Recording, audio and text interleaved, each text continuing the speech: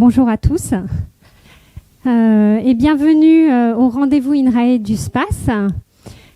Cet après-midi, nous allons vous parler de la santé et du bien-être du poulet et du porc en système biologique et de plein air.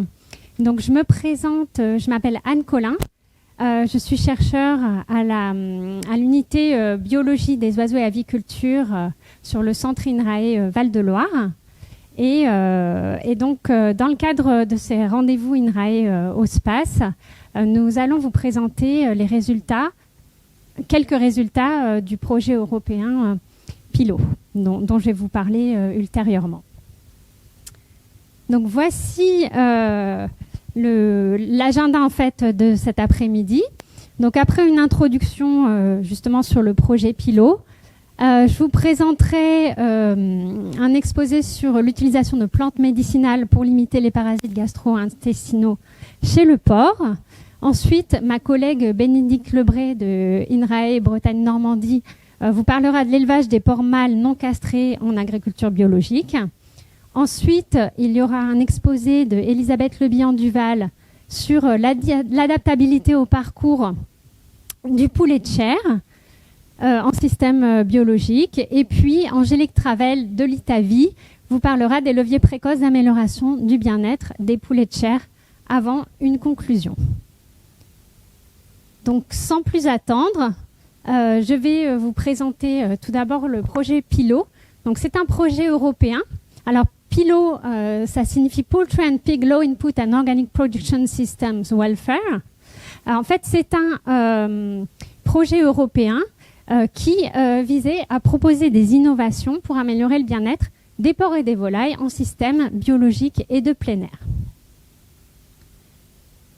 Et donc, pourquoi s'est-on intéressé à cette thématique? En fait, il y a des défis à relever spécifiquement dans ces systèmes de production qui sont reconnus pour la qualité de l'élevage et des produits qu'ils fournissent, mais pour lesquels il y a une diversité de pratiques, notamment pour les systèmes biologiques en Europe, et une nécessité d'améliorer le bien-être, la santé et la survie des animaux dans ces systèmes, en partie en lien avec l'accès au parcours, puisque vous savez que si le parcours permet aux animaux d'exprimer des comportements propres aux espèces, en fait, il va aussi imposer des contraintes aux animaux en termes de pathogènes, de prédateurs, une influence du climat, de la météo.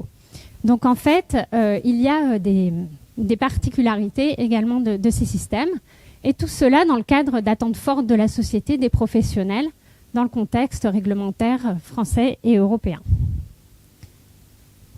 Alors voilà comment a été structuré notre projet PILO. En fait, le consortium regroupait 22 partenaires sous la coordination de INRAE, et le projet a été mené de 2019 à 2024, donc il vient de se terminer. Et donc il associait des partenaires académiques, mais aussi des associations de professionnels et de citoyens, et des petites et moyennes entreprises, et ceci dans 9 pays européens. Et nous avons travaillé avec 9 groupes participatifs, en fait, 5 dédiés aux volailles et 4 dédiés aux porcs. Et donc, nous avons associé à nos travaux ces groupes multi-acteurs qui ont participé à toutes les étapes du projet. Donc, de l'identification des verrous et leviers d'amélioration du bien-être de ces animaux à la sélection de leviers d'amélioration du bien-être à étudier au cours du projet.